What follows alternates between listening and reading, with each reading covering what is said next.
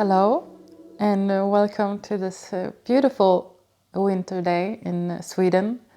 It's snowing here, so finally the snow arrived. So it's quite beautiful. It's a good contrast to what I'm going to talk about today with you, which is not as beautiful. You know, I did a video some month ago about self-sabotage. That was quite well received. But I also got comments that that video was more about one kind of sabotage, which is more an active one, where you actively are doing something to destroy for yourself. You hurt yourself, or it's substance abuse, or you trigger conflicts. You're much more active in the sabotage. But of course, there is also another kind of sabotage that I didn't talk so much about, that I thought I'm gonna talk about in this video, which is the more passive sabotage. The kind of sabotage where you instead of doing something for destruction, you are not doing something, which then becomes the problem. You are not engaging in doing something for yourself. You are more engaged in being passive, in waiting, or in doing something maybe for someone else. So passively doing something for yourself, passively, well, doing nothing for yourself, but doing something for other people, which we often call people pleasing. So that's the more subtle kind of sabotage, I suppose. So maybe that's why my mind didn't go to talking about it, because it's more, you don't think of it maybe as a sabotage. When you're actively destroying something or hurting someone, yourself or some other people, and then it's easier to think of sabotage. But this type of sabotage is more, subtle, and also maybe more rewarding, because it might be that you're not actively hurting yourself or other people. So then it's more difficult to spot as sabotage. But as you will notice when I talk about it, when you come to think of it, it actually is very clear that it's sabotage. So yeah, I thought in this video I will try to explore that a little bit. What more passive sabotage is, like people pleasing and waiting and missing opportunities, avoiding, basically putting everything else before you, so that you basically miss out on life and you end up feeling used from other people or from life all the time. So I will explore how it can look like, and then explore the driving forces behind it. Like, why would you do that? Why would you do that toward yourself? And explore that a little bit. See if you can, maybe tap into if something resonates with you, or you recognize yourself in engaging in this behavior. And then we'll see if we'll end up with, how you can work with it and how you can help yourself to be aware of if you are sabotaging in that way, and then see if you can wake some force up in you that want to stop this and want to start engage in yourself a little bit more. So let's see if we can get all of that together. Okay, so passive self-sabotage. So again, what are examples of that? It's at its core, it's self-neglect.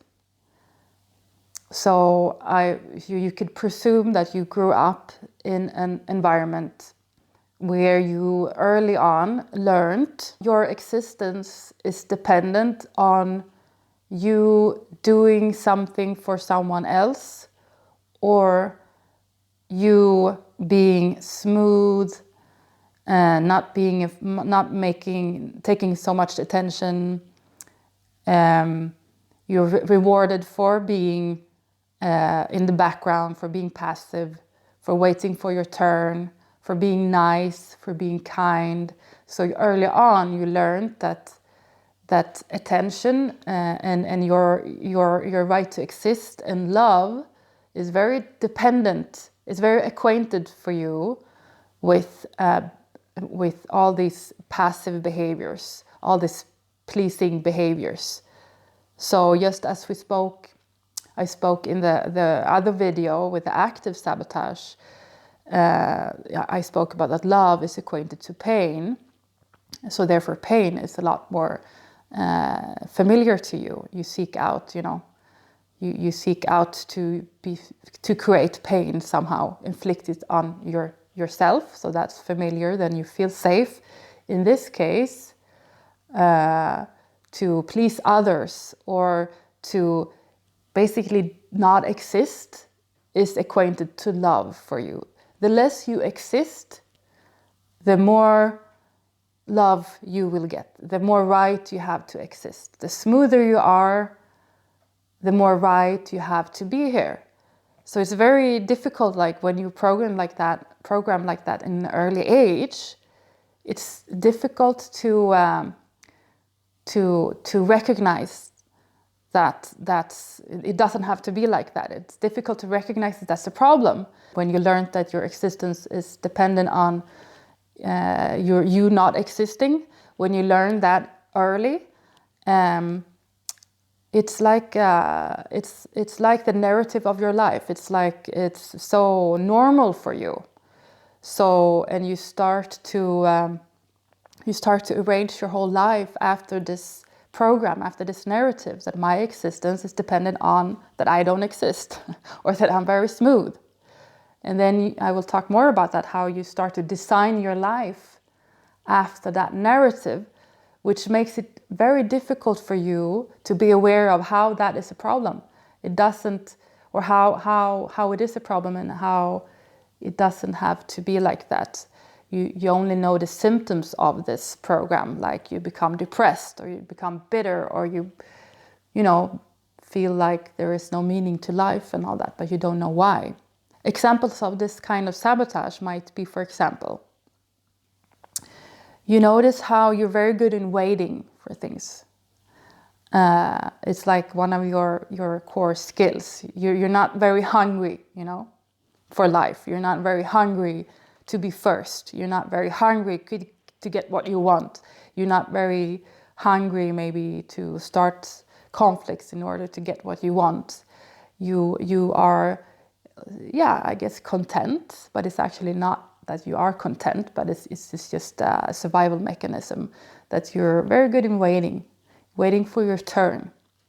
So you are very good in being passive, and to be chill, to not get too restless for things, or not fight to get what you want. So again, this could be a good skill, and again, it's a skill that the people who are more anxiety driven, more driven in escaping, or impulsive, I should say, more impulsive people, they could learn a lot of things from this behavior. So it's not a bad behavior per se. It's good to learn the skill of patience, right? It's good to learn the skill of to wait and have trust and all that. So, but the difference here is that if you have waiting as a behavior of sabotage, the waiting and the passivity is driven by fear and not driven by peace or trust or faith. So that's the big difference. If you're waiting because you are too scared to step forward and get attention or let your voice be heard, or to prioritize yourself, or to take care of your own needs, if that all is acquainted to fear of losing love, or fear of anger, someone being angry at you, or fear of hurting someone else if you take care of yourself, like if you acquaint attention towards you with the loss for someone else, like someone else get hurt, or someone else get depressed, or someone else get annoyed when you step forward, then you want to avoid that. So then you learn to wait, and to wait for your turn, to be passive. And then the wait and the passivity is driven by fear, and then it's not a behavior that functions to serve you or other people. It's a behavior that functions to avoid something, to avoid confronting your fear, so that you can heal, so that you can confront and start to take care of yourself. So you wait and you are passive eventually because it's more comfortable for you, because it's what you're familiar with, and it becomes true that waiting for your turn and being passive, that's the most safe way for you to exist. That becomes your identity. And you reinforce it even more the way you live. So the more choices you make in life, from kids to when you become adult, the more choices you make that all reinforce the act of waiting. It all gives a message to the brain that this is safest for you. This is the way for you to exist, and it's dangerous to do the opposite. To act, to do something for you, that it just gets reinforced that that's something dangerous. Then you will not be loved. Then you will be left out, for example.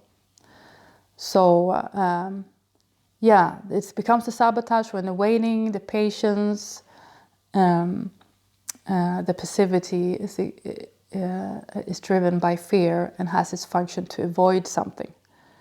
Has its function to avoid, rather than facing something. For example, a very impulsive person that learn or practice the ability to wait, for that person, it's definitely it serves the function of facing something. It serves the function of facing a lot of emotions that they start to feel when they pause, and when they stop their impulsivity, so that the feelings can come through, or some other insights can come through. Then it's about facing something, and it's good for them. But if your nature is already you learned early on to be passive, then then you avoid something by being passive. And with this passive behavior, again, often comes also to be kind, or people-pleasing behavior. So that often goes together.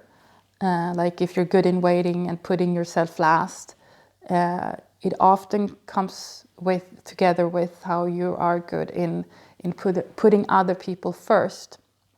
And this is why this kind of sabotage, you don't notice it as a problem as much as the other type of sabotage I was talking about, which is more active, since it's very rewarding to be kind to other people, or to put other people first, or to help other people, to be very attentive to other people's needs. It might be that this kind of person that learned to put themselves last, they're very early on in life also learn to be very service-minded.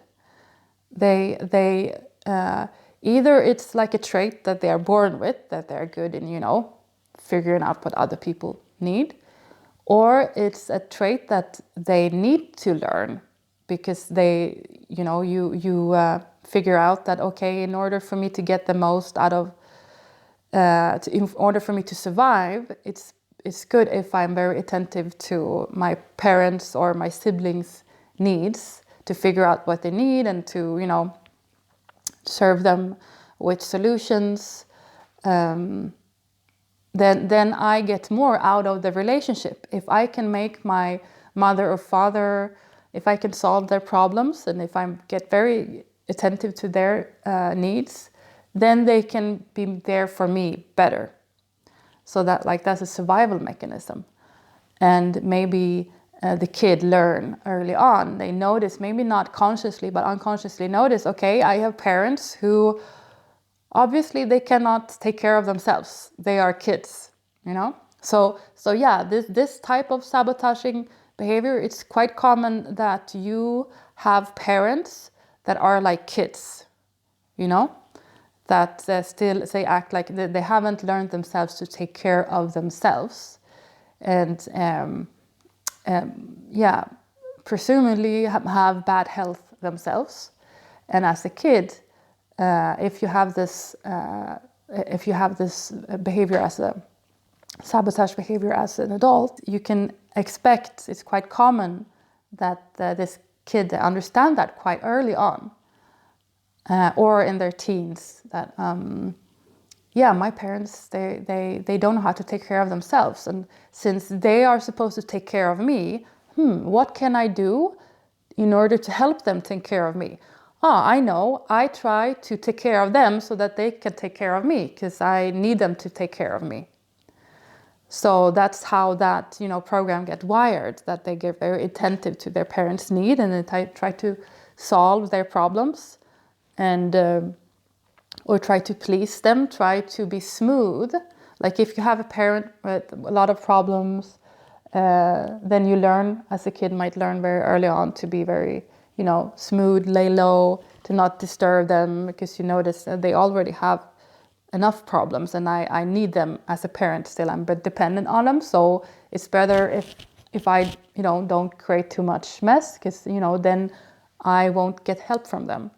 And maybe I don't anyway, but my body learn that it's better for my existence if I focus all my attention on being as small as possible, being less of a burden as possible, and then maybe adding, also trying to please my parents or trying to solve their problems. So that's how, you know,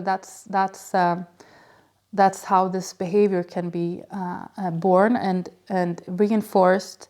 And as an adult, it's very, you know, ingrained in you. So even if you wouldn't want to be attentive to other people's needs, it's very difficult to not be, because it's so, you know, it's so normal for you. It's a behavior that was created from the start, had to do with your existence, for your survival skills.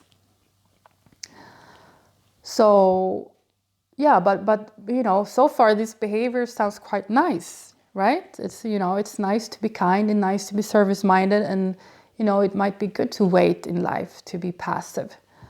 So how is it sabotage? How does it create problems? Well, that's a good question, and see if I can answer that. So one thing that can happen when you habitually and for a very long time focus on everything else than yourself, or not focusing on anything at all, obviously symptoms or consequences of that is eventually depression. So the symptom of it might be depression, and it might also be that you build up, consciously or unconsciously, a lot of frustration inside after a while. Frustration about, like, this little person in you gets frustrated after a while. Like, why don't anyone think of me anytime? Like, why isn't anyone attentive to my needs? What about me? Like, why am I supposed to focus on other people all the time? Like, well, I also want something out of life. Maybe it's like a voice inside that gets a bit, after a while, frustrated and angry and bitter. However, since you never learned to take care of or to listen to your own needs and fulfill them, and then the bitterness or the frustration will continue, since you will continue to put other people first. You will continue to listen more to other people's needs, since you never learn to listen to your own needs. You don't have any role models, since no one else saw and listened to your needs, so you don't know how to do it. So then you have the situation of being frustrated for that no one is, being attentive to your needs, but don't know how to solve the situations because you wait for someone else to see you and to listen to your needs. But that person might never come. And also, if that person comes, if someone actually starts to see you and be attentive to your needs, it's very possible that you don't receive it, because you don't know the act of receiving help. You don't know the act of receiving kindness, because you're the one who always gives. So you don't know how to receive. So even though you meet someone who tries to help you, or tries to give attention to you, or tries to give you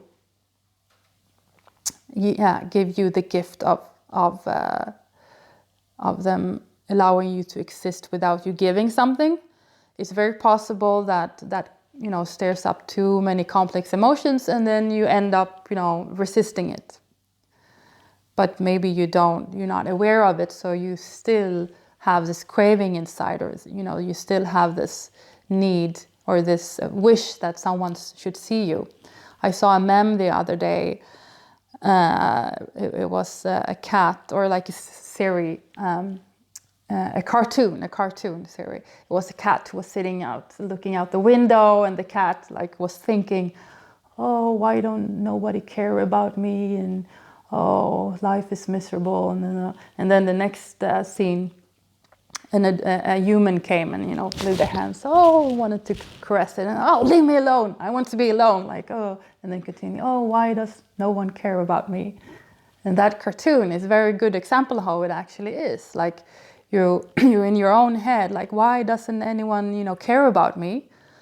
But since you don't know how that feels like, and you don't know how that would look like when someone does come and care about you, you push it away because it's unfamiliar and you don't want it.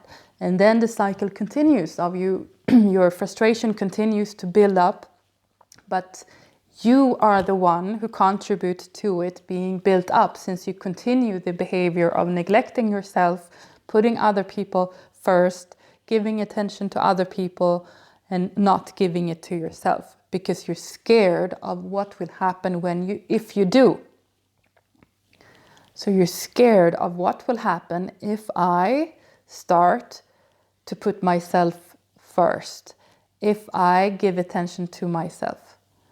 You're scared of what will happen then. Your body thinks basically that, well, then I or everyone else will die, because my pure existence was based upon that everyone is well if I don't exist, or everyone is well if I just think of everyone else. So to turn that around, okay, if I think of myself, then logically in your brain, well, then everyone else is not well. And if everyone else is not well, then I'm not well either. So no, I don't want to go there.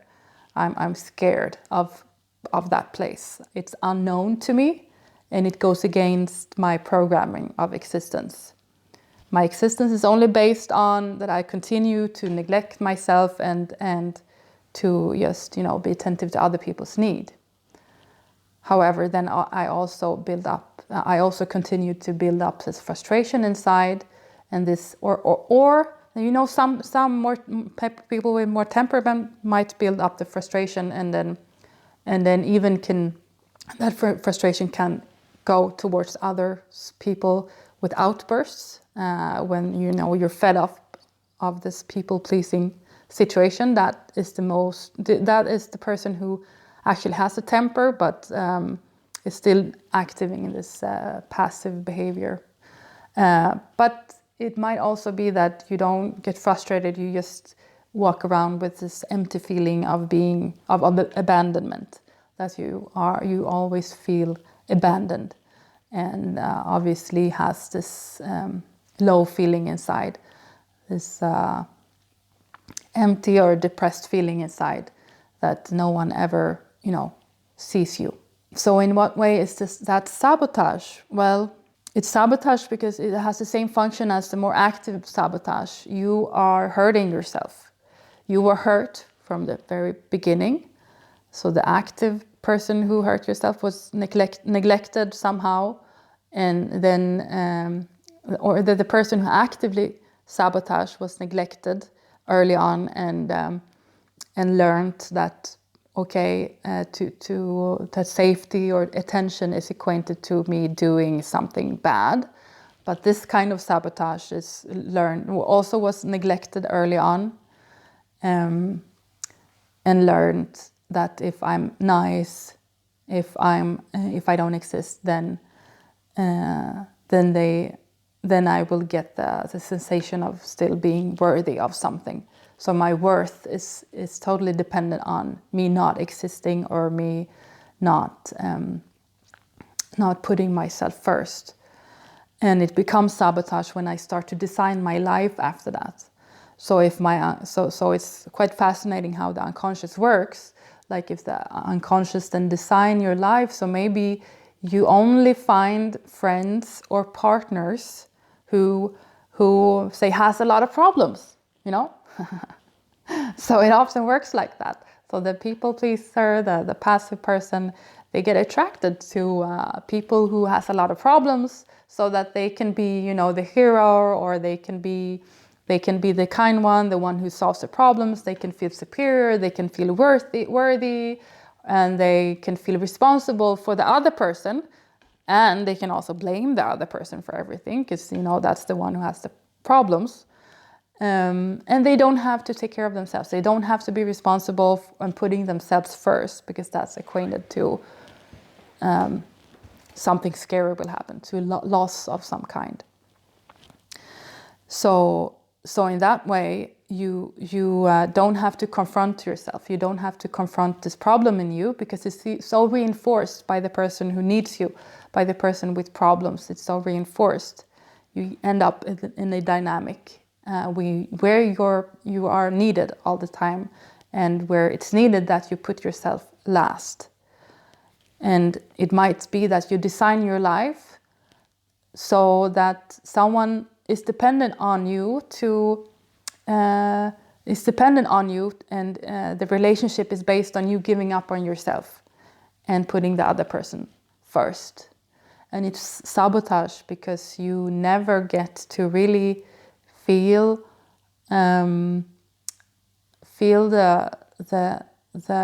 piece of, you never get to feel how it is to exist with you being worthy of life only by being you, only by existing. Because your worth is so dependent on you doing something for someone else, or not doing anything at all, to wait. So you never learn to really the experience of how your existence is worth something in itself. You can't solve other people's problems. You don't have to make other people happy. It's not your responsibility.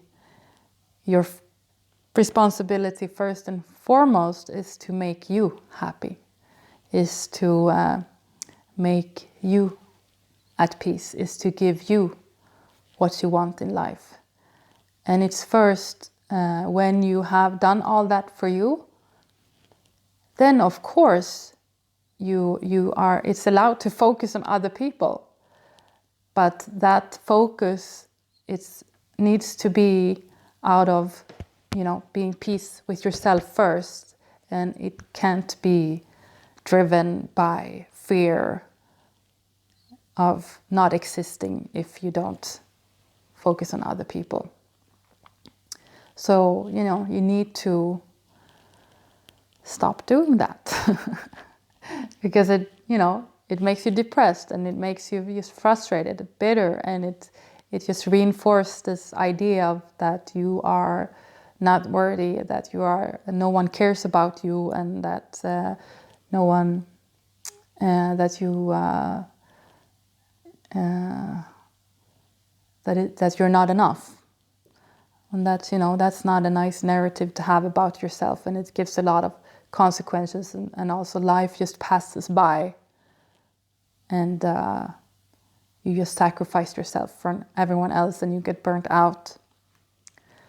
So if you notice you have this behavior, so again, the first step is to identify it, to really see the pattern, to really identify that this is you, and that you doing things for other people or you being passive is not driven just out of lust and out of peace, it's driven out of fear.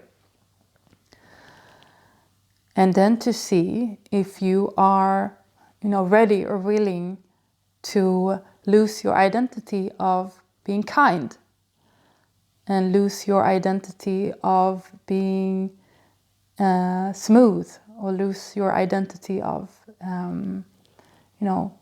not being in the way. If you're willing to challenge that identity without knowing what you will gain instead, without knowing what will happen for you or for your relationships if you start to actually put more energy on your own health than other people's health. You don't know what will happen.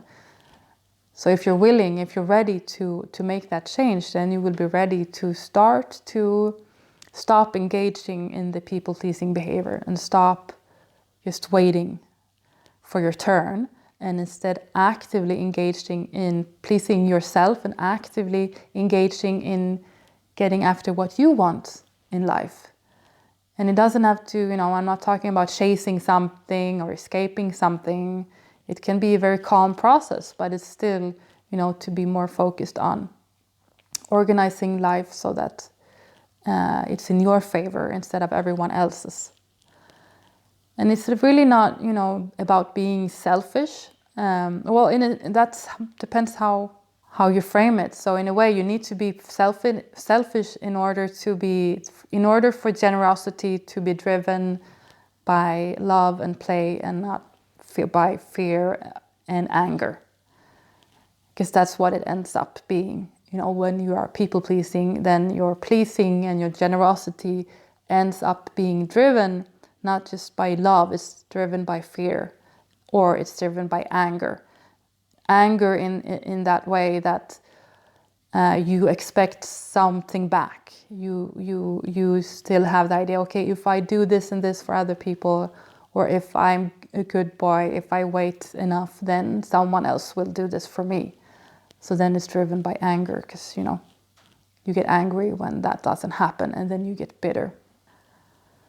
You should ask yourself if you are ready to face the feelings that will stir up when you start to please yourself instead of others. And if you are ready to face also the pain of seeing people that you care about having problems that you cannot solve. Because that's often the origin of it, that you as a kid were very attentive to, for example, your parents' or siblings' needs, and learned to adapt by it as a way to avoid the pain of a child, to see that you have a parent that is not well and that doesn't seem to know how to get well, and you as a child can't really do nothing about it, really. You think you do, you think you can, since you start to adapt, or you start to please, or you start to be, not in the way, but actually you cannot solve your parents' problems or your siblings' problems by, not existing. Actually, the opposite, you might reinforce their problems. Because actually, if you are, because you make it easier for them to be addicted to their darkness. So the kid avoids the pain of that position of, I cannot save my parent, I cannot save my sibling. by pleasing or not being in the way. So when you stop those behaviors, then you will have to be ready to meet the pain and the powerlessness of how you cannot fix a loved one's problems. That's the reality. But sometimes it's not uncommon that when you actually, if you're a person who helps a lot and fixes a lot, like maybe not your parents anymore, but maybe also friends, or if you're really active all the time in trying to fix people's problems and please and fix and save people, because that's also a part of this kind of behavior that you start to want to save people all the time. If you're very active in that, you stop doing it and you step back, actually you might notice that the person that you try to save starts to try to save herself. So that might be a nice consequence that we're not quite rewarding when you stop engaging in trying to help other people. It might be that you give room for them to start to help themselves. And if you step back, if you're not invade with your kindness, it might be that they have enough room for them to see their own problems. So, and that they have enough room to, hit rock bottom. So they have enough, room to actually see themselves, and then maybe start to do something for themselves when you have stepped back. So that might be a rewarding thing to see if you're a helper. That is, when you step back, you give that person a chance to rise. So passive self-sabotage is about neglecting yourself, avoiding yourself, putting yourself last, avoiding responsibility for yourself, and instead engaging in other people's life problem and engaging in being responsible for everything and everyone else than actually yourself. Because one, you never learned how to do it because you didn't have the experience that someone engaged fully in you. So that creates a lot of resistance. If someone engage in you, you won't notice it, or you will resist it because it creates, it triggers too much complex feelings. So you end up going through life with this constant feeling of not being seen, of constant feeling of not being worthy, of being abandoned, and potentially also frustrated or angry, bitter, because no one does for you what you do for them. And the only way you feel seen, the only way you know existence is by being there for someone else, or being smooth, not, being passive, not existing, not being in the way. So this system is quite rewarding again, so it might be difficult to be aware of. But signs that you have this kind of behaviors is, again, that you're holding a grudge all the time, that you feel abandoned, that you are depressed, that you never get what you want in life, but you get burnt out by giving what other people want in life. So these are signs that you are engaging in this. And the way out is not to wait for someone else to fix this for you, to wait for someone else to see you. It's to have the courage to turn your attention inwards instead of outwards. To have the courage to give yourself what no one else gave you, to start to please yourself and stop pleasing other people. Not that you're not allowed to please other people. Again, it just has to be from a place of being your best friend first, of being in yourself, giving what you want first, from a place of love for yourself, from a place of peace inside of yourself, and not pleasing other people from a place of fear or anger or abandonment. Then it's a defense, and then it's sabotaging your life. So decide if you want to quit that behavior and see patterns of every time you do it. Stop it. try to stop it and see what arises in you. And then face those feelings that come when you stop in the defensive behavior of pleasing other people. Take care of your emotions. Be there for yourself. Get help to be there for yourself. But most importantly, you stop to engage in other people, and see what happens. And learn how to be responsible for your own problems instead of other people's problems. And when you master that, then eventually you will see how the behavior of people-pleasing will be replaced with some other behavior. And how it is to live a life when you put yourself first, which actually doesn't mean to put other people last. It actually might lead to, be actually more attentive, to be attentive to what other people need, but again, driven out of love for yourself first, which makes the sensation totally different, and it makes a lot more harmony in your life